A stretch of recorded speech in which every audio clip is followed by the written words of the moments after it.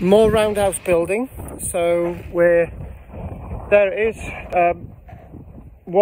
2 posts put in today, and what I do is I put some timbers at the base to try and get these level.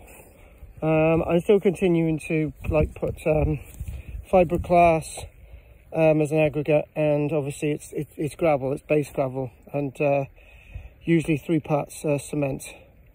So I'm just going to get this level now.